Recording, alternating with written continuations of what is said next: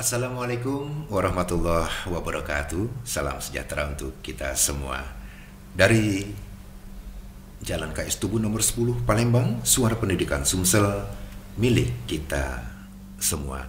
Bersama saya Yus Berlin.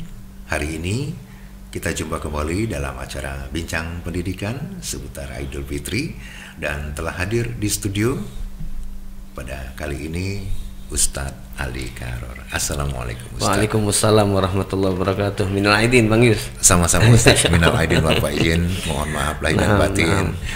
Kita sudah memasuki babak baru. Alhamdulillah. Ya, Alhamdulillah. setelah 1 bulan penuh kita melaksanakan. Masya Allah, cepat tidak terasa melaksanakan puasa di bulan Ramadan. Alhamdulillah.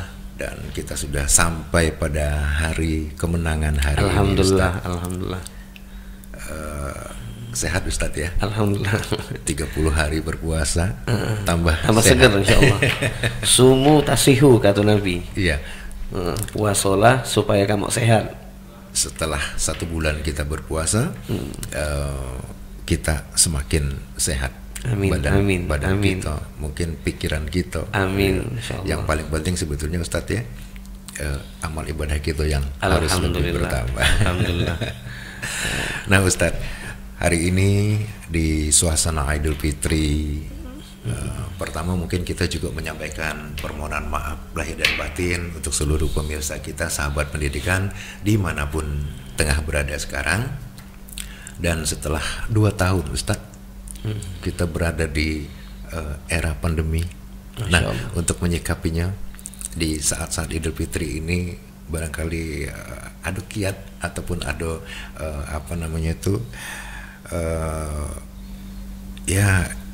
apa yang harus kita lakukan menjelang penghujung pandemi ini Ustaz?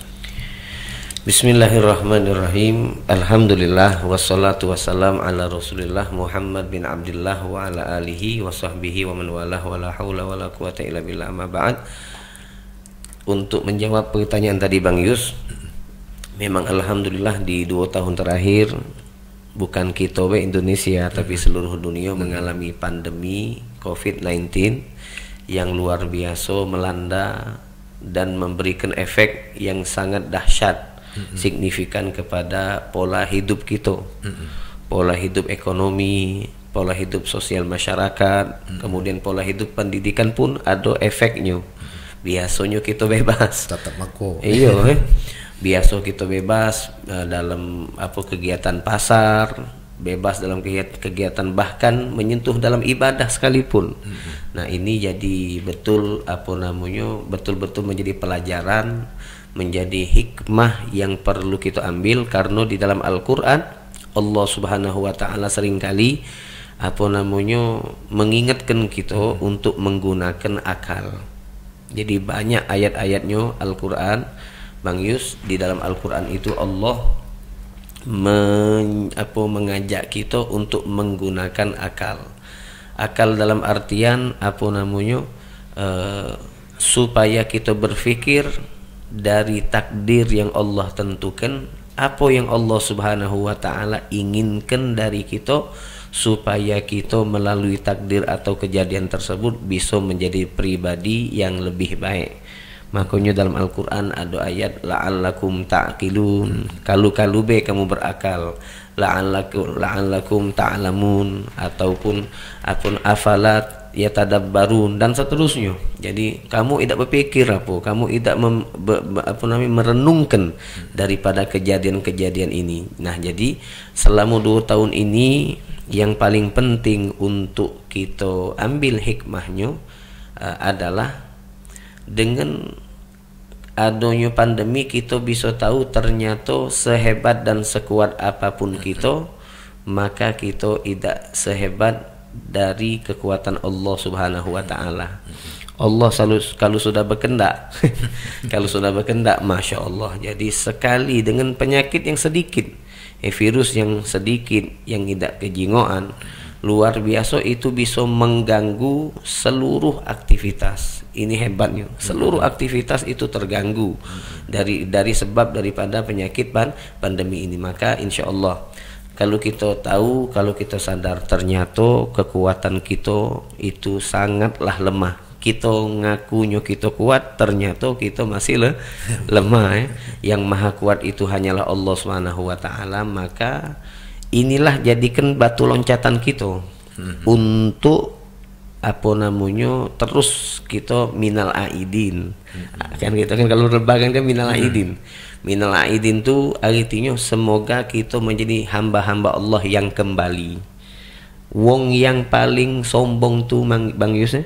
Wong yang paling sombong awak lah salah nandak balik. Malah nekak bahasa itu. Awak lah salah metu dari rumah kemudian minggat tidak balik-balik. Nah itu salah. Kalau kita ngaku, kalau kita berakal, aku nih salah. Ngapu ya aku nak metu rumah, seharusnya aku balik kepada wong yang aku buat salah sama dia, kemudian aku minta maaf, selesai. Nah ini jadi apa namanya, ini batu loncatan. Jadi adanya penyakit, adanya apa terbatasnya aktivitas yang alhamdulillah sekarang ini apa di lebaran ini kita sudah di penghujung pandemi, dan insya Allah kita minta sama Allah dengan berkat silaturahmi. Silaturahmi ini banyak manfaatnya. Salah satunya apa dia, supaya bisa nolak bala. Nolak daripada musibah. Kita harapkan insya Allah bukan ujung pandemi, sudah habis nian. Sudah habis nian. Jadi apa, jadikanlah batu loncatan dengan adanya pandemi ini, batu loncatan kita untuk menjadi wong yang lebih baik lagi. Lebih baik dalam hal apa, sosial masyarakat, kita lebih menjadi wong yang peka di dalam apa namanya ibadah. Yang selama ini kita dilarang ke masjid, dilarang berjamaah, sekarang sudah dibuka ke masjid. Nak dia pakai karpet saja atau tidak kan, sekarang sudah terbuka. Mari kita giat ibadah kepada Allah. Yang sekarang mungkin apa dulunya kita pendidikan edukasi ini terbatas, cuma apa namanya lewat online, belajar di rumah tuh capek luar biasa. Yang ngadepi komputer, ngadepi apa namanya kuota nih habis berapa banyak kan. Masya Allah. Jadi keluhan-keluhan ini kan kita rasakan, baik keluhan daripada siswa atau anak didik, ataupun keluarga, ataupun daripada wali-wali orang tua dari anak didik tersebut. Nah ini jadikan batu loncatan. Sekarang sudah alhamdulillah sedikit demi sedikit apa ikatan-ikatan itu terbuka, sudah dibukakan oleh Allah Subhanahu wa taala. Nah, jadikanlah ini momentum kita untuk lebih menjadi orang yang semangat belajar, sehingga dengan kita semangat belajar, tentunya kita akan lebih banyak mendapatkan ilmu, dan dengan kita lebih banyak mendapatkan ilmu, maka kita akan menjadi pribadi yang mampu lebih banyak memberikan manfaat. Khairun nas anfa'uhum linnas, kata Nabi. Sebaik-baik manusia adalah wong yang mampu lebih banyak memberikan manfaat. Manfaat hanya bisa diberikan oleh wong yang punya ilmu. Wong yang punya ilmu, dia yang bisa memberikan manfaat. Kalau tak kati ilmu bukan nunjuk manfaat, memberikan kerusakan. Kira-kira itu Bang Yus. Iya. Nah, jadi Ustadz untuk pelajar dewe, jadi pelajar ini mungkin yang selama ini tadi yang sudah Ustadz sampaikan, belajar dari rumah, terus juga ngabis ke kuota. Nah sekarang mungkin insya Allah tidak berapa lama lagi ini sudah boleh lagi untuk mengadakan pembelajaran dengan tatap muka tadi. Tetapi Ustadz, kira-kira ini apa hikmah ataupun juga pelajaran yang nak kita ambil dari selama 2 tahun belajar ini, sehingga untuk dunia pendidikan ini akan lebih sebenarnya kan kalau diinjuk ujian, nah ke depan akan lebih bagus lagi. Nah kira-kira macam mana Ustaz? Jadi tatap muka itu ada positif dan ada negatif. Segala gang itu ada positif negatifnya. Sama kita belajar online, itu ada positif, ada negatif. Nah cuma kalau kita bandingkan, kalau di dalam syariat itu ada akhafud dororen, bahasanya itu ada sesuatu yang paling minim mudaratnya, maka itu yang lebih kita utamakan.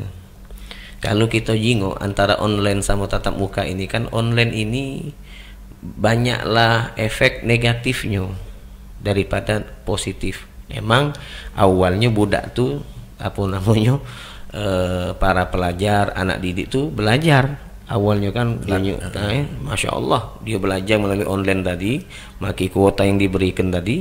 Cuma di sisi lain setelah dia belajar, interaksi dia dengan HP, dengan dunia maya, dengan secoronyo segalonyo itu yang berhubungan dengan itu malah lebih banyak, sehingga dia apa namanya kalau anak didik atau pelajar tadi tidak memiliki kedewasaan di dalam berpikir, maka sangat dikhawatirkan dionyo itu terjerumus ke dalam sesuatu yang tidak diridhoi oleh Allah Subhanahu wa taala. Nah, ini jadi kalau kita sambungkan sekarang sudah nak dimulai dengan tatap muka. Tatap muka ini kan tentunya apa namanya ada positif dan ada negatif, cuman banyaklah positifnya. Yang pertama yang perlu kita ingat yang tadi sudah Ana sampaikan, jadikanlah ini sebagai nikmat. Kemarin kita dapat musibahnya belajar online, ya kan? Musibahnya belajar online gara-gara ada corona, itu musibah. Nah, kemudian mungkin bagi wong yang dionyo pelajar yang males itu nikmat. Oh, lemah sekolah, nikmat, ya kan? Tapi musibah sebenarnya, ibunya melok ngajari anaknya, capek juga kan? Apa namanya? Nak nyiapkan untuk kuat dan seterusnya. Nah, ini jadi pas dia mulai belajar tatap muka ini, jadikan ini sebuah nikmat, dan setiap nikmat itu wajib untuk disyukuri. Dan cara mensyukuri nikmat itu yang paling penting adalah kita memaksimalkan nikmat itu untuk bisa menghambakan diri kita kepada Allah Subhanahu wa taala, dan tidak lain dan apa namanya kati penghambaan yang lebih hebat dibandingkan kita menjadi pribadi yang bisa menebar manfaat. Itu yang paling kata kunci itu, kata kuncinya itu nak di mano be kita, nak berhubungan sama siapa be kita, kapan be waktunya kita ada, maka kita paling mampu untuk menjadi wong yang memberi manfaat. Itu yang diajarkan oleh Nabi Muhammad SAW. Jadi nak balik cerita tadi, nak ngenjum manfaat mana harus ada ilmu. Ilmu ini pentingnya. Jadi itu. Nah, Ustadz, berkaitan dengan suasana Idul Fitri yang sudah kita rasakan sekarang ini, kira-kira kalau untuk pelajar kemudian juga untuk para pengajar, nah apa yang akan lebih mengena, ya bahasa Palembangnya mengena ya. Setelah 2 tahun lebih ini kita leno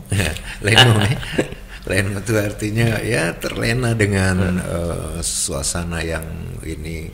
Nah, untuk kedepannya macam mana Ustaz untuk menghadapi mungkin tadi kata Ustaz tatap muka ini lebih banyak lah positifnya karena bawa silaturahmi tadi ketemu. Nah, untuk adab pelajar dewek kira-kira macam mana Ustaz?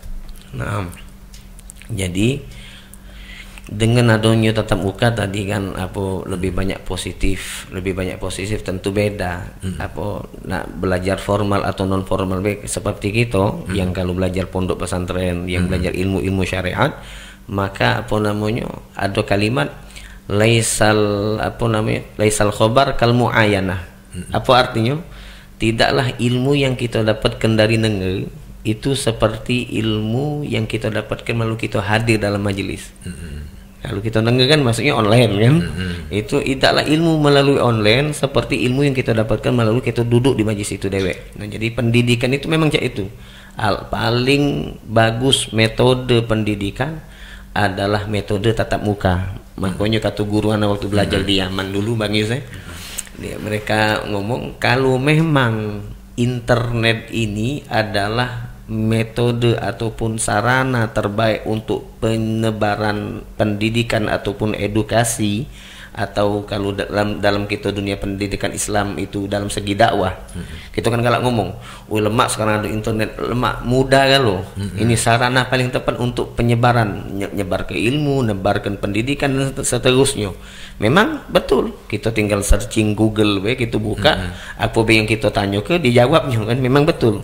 Beliau ngomong sehebat-hebat daripada internet yang menjadi sarana kita sekarang ini kemudahan, kalau memang dionyo itu adalah sarana terbaik untuk informasi, untuk edukasi dan seterusnya, maka pasti itu akan diadukan di zaman Nabi Muhammad SAW. Nah ini jadi pertanyaan, memang kita itu kan tidak, kalau ini kan cara kita berpikir. Nah, cara kita artinya dalam online ini ada negatif yang banyak nian, yang tidak kita yang bisa kita cegah, kita bentengi diri kita dengan tatap muka. Nah sekarang setelah kita tadi itu diberi kenikmat untuk bertatap muka di dalam pendidikan, dalam hal ini karena kita bicara tentang pendidikan, maka disinilah kita harus bersyukur. Dan secara syukurnya setelah kita semangat, yang kedua tadi kita menggunakan ataupun mempraktekkan etika, adab di dalam belajar dan mengajar. Itu kalau dalam dunia pondok ada namanya sikok kitab Adabul Muta'allimin, adab-adab etika yang perlu diterapkan oleh para pelajar. Banyak. Salah satunya dia tidak yuhiddul basor, tidak mengarahkan pandangan tajam kepada dia punya guru, tidak ngangkat suara kepada dia punya guru. Apapun yang dikendaki guru dia dengar dan dia patuhi. Nah ini minta maaf hampir hilang, hampir hilang dari pelajar-pelajar sekarang, karena masya Allah, karena pelajaran-pelajaran yang didapatkan di sekolah itu dikalahkan dengan pelajaran yang dia dapatkan dari dunia internet. Yang di sini tuntunan, yang di sana tontonan. Nah, ini bedanya. Di sekolah kita mendapatkan tuntunan. Mak Mano kita ingat Bang Yus, ana beberapa malam yang lalu ana begawi nyapu. Nyapu, ana ngomong sama murid ana, oh ini teringat gawi ana sekolah dulu. Dia Ustaz piket. Budak tuh bingung, apa dia pikir tuh Ustaz? Berarti tidak kati zaman kita sekarang nih. Zaman kita dulu kita teringat, apalagi zaman Bang Yus, sebelum balik sekolah ngangkat kursi kayu ke pucuk meja, kan? Biar besok pagi kita tinggal nyapunya lemah. Sekarang mungkin tidak kati itu. Nah ini padahal ilmu itu bukan hanya apa yang ada di buku. Berapa banyak ilmu yang ada di buku yang tidak bermanfaat karena kita tidak mampu menyerap ilmu dari apa yang ada di lingkungan sekolah. Kita nyingok guru sekolah ya, kalau dia nak salim sujud, iya coba jengok sekarang, masya Allah, iya. Jadi kan kalau dikening, iya disiplin, nyingok guru ini disiplin. Cak mano cara dia mengajar, cak mano dia cara menjelaskan, cak mano cara dia merangkul. Ini pelajaran-pelajaran yang sangat penting, karena itu tadi modal kita untuk memberi manfaat adalah ilmu, betul. Cuma manfaat itu ilmu yang dimaksud itu bukan ilmu yang ada di buku, tetapi ilmu juga yang ada kita jengok melalui sosok-sosok pendidik. Itu paling penting. Mano kita nyingok bapak guru gitu, guru Wardoyo, Pak Wardoyo misalnya kan, Pak Wardoyo itu tegasnya luar biasa, tapi baik. Wah itu kan kalau sekarang nih hampir hubungan antara murid sama guru ini atau pelajar sama guru ini hampir putus. Ya tadi cogo salaman beda ngerti. Cogo salaman yang siko di kening, di pipi. Yang siko di pipi. Ini kan tontonan. Itu yang sebagusnya yang macam hasil dari tontonan. Maka kalau sebagusnya memang kalau kita zaman kita sekolah dulu kan ketemu sama Pak Guru, Bu Guru, salam dulu, assalamualaikum warahmatullahi wabarakatuh. Kemudian kita salim sama dia, bersalaman kan, berjabat tangan. Cuma tentu dalam syariat ini ada beda kan, antara muhrim sama yang bukan muhrim. Paling tidak penghormatan itu, kalaupun misalnya ada guru yang bukan muhrim kita, penghormatan tidak perlu berjabat tangan langsung, cukup kita menunjukkan rasa hormat dia, tundukkan badan kita, tampilkan rasa cintanya kita sama dia. Jadi jangan sampai kita nganggap aku nih bayaran di sekolah ini. ini tidak itu bukan itu yang diajarkan, dan itu bukan adat keindonesiaan. Adatnya Indonesia itu adalah wong yang menghormati siapapun, apalagi wong yang paling berjasa kepada dia, yaitu gurunya. Nah, itu. Baik Ustaz. Terakhir Ustaz, untuk pesan-pesan kepada pemirsa kita yang lagi menonton kita di Suara Pendidikan Sumsel ini, berkenaan dengan Idul Fitri yang tengah kita rayakan ini, Ustaz. Nah, Bismillahirrahmanirrahim. Para pengikut setia dari Suara Pendidikan Sumsel, milik kita semua. Jadi alhamdulillah sekarang sudah kita merayakan daripada hari Idul Fitri, dan di setiap kita merayakan Idul Fitri ini pasti kita akan mendengar kalimat minal aidin wal faizin, yang merupakan doa, yang merupakan harapan, yang artinya semoga kita menjadi orang yang kembali suci, kembali dalam hal apa bertaubat, kembali kita bersemangat, wal faizin, dan kita menjadi orang-orang yang beruntung, yang menang, yang berjaya. Maka kalau kita konversikan, salurkan semangat ini, semangat minal aidin wal faizin ke dunia pendidikan, maka dengan kehadiran kita di sekolah, di tempat-tempat kita belajar, jadikanlah pribadi kita menjadi pribadi yang aidin dan pribadi yang faizin. Siapa itu pribadi yang aidin? Aidin kembali kosong. Kosong artinya mengosongkan seluruh daripada egonya, mengosongkan seluruh daripada keinginan-keinginan hawa nafsunya, mengosongkan daripada kesombongannya, siap diisi dengan sesuatu yang bermanfaat daripada ilmu-ilmu yang akan kita serap dan yang akan kita pelajari di sekolah-sekolah kita.